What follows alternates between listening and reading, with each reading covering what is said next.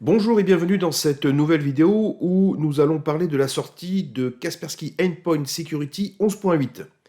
Je vous laisse prendre connaissance de l'intégralité des nouveautés dans la page dédiée sur le site help.kaspersky.com/fr. Je vous indique l'adresse exacte dans les commentaires comme d'habitude. Je vais surtout aujourd'hui me focaliser sur une grande nouveauté et une annonce importante. En effet, 2022 sera l'année de la fusion entre le Endpoint Security et le Security pour Windows Server.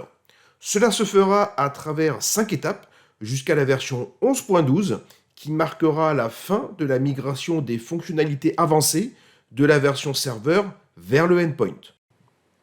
Cette première étape se focalise sur la possibilité de migrer directement d'une version à l'autre, mais intègre également de nouveaux moteurs sur les serveurs Windows, à savoir la protection du trafic web et mail, ainsi que le contrôle du matériel et le filtrage d'URL.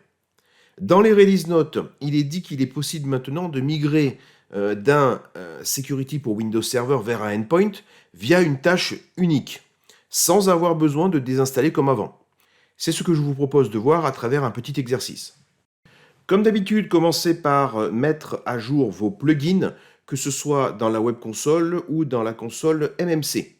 Ça sera évidemment le même principe avec Kaspersky Security Center Cloud Console. La présence d'un nouveau plugin apparaît dans la colonne Nouvelle version disponible et il suffira de cliquer pour mettre à jour. Au passage, petit truc et astuce, pour ceux qui administrent via la web console, n'hésitez pas à utiliser très régulièrement le bouton filtre pour avoir un affichage clair au niveau des listes proposées. Ici par exemple, je vais filtrer uniquement sur le français, ce qui me permet d'afficher uniquement 2 lignes. Sur ces 2 lignes, je vois très clairement le nouveau plugin. Une fois que cela est fait, direction la stratégie Kaspersky Security pour Windows Server 11, où je vais enlever la protection par mot de passe et l'autoprotection pour éviter de possibles problèmes. Ensuite, je me dirige vers la section paquet d'installation. De mon côté, je l'ai déjà téléchargé via le bouton ajouter et le catalogue, mais je vais m'arrêter ici 2 minutes pour l'éditer. Direction la section paramètres où je vais vérifier que les modules que je souhaite sont bien cochés. Notamment si vous avez une licence EDR Optimum, faites bien attention à cocher les bonnes cases. Voilà, on est prêt à déployer. Comme d'habitude, pensez à faire un groupe de test avec 1 ou 2 serveurs dedans pour vérifier que le scénario fonctionne bien. Ensuite, on crée une tâche qu'on connaît maintenant parfaitement, c'est-à-dire une tâche d'installation à distance. On se laisse guider par l'assistant, il n'y a rien de bien nouveau pour les gens qui connaissent la solution depuis longtemps. Pour les autres, ce sera essentiellement des réglages à affiner. On choisit le bon paquet et on fait suivant. A noter que dans cette première étape de la version 11.8, le reboot sera obligatoire entre Kaspersky pour Windows Server et Kaspersky Endpoint. À terme, dans les futures versions du Endpoint, nous serons sur une migration zéro reboot.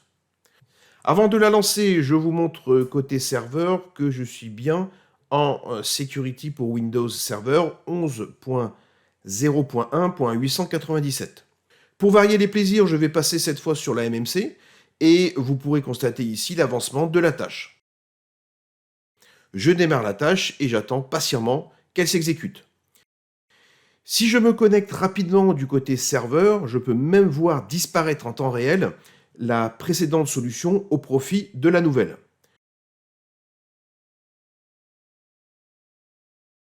Je vais bien sûr accélérer les différentes phases, mais nous voyons bien ici que nous sommes avec un camembert violet qui nous demande de rebooter. C'est ce que je vais faire immédiatement sur le serveur et après reboot, je peux voir en effet que la migration s'est bien passée et que je suis bien sur un endpoint 11.8 mais sur un serveur. Le scénario de migration est donc bien fonctionnel. Voilà, c'est tout pour aujourd'hui. Merci d'avoir suivi cette nouvelle vidéo. Comme d'habitude, n'hésitez pas à la liker, à la partager avec vos équipes et enfin à vous abonner pour ne pas louper les prochains tutos. Enfin, si besoin, les commentaires sont là pour poser toutes vos questions. À bientôt!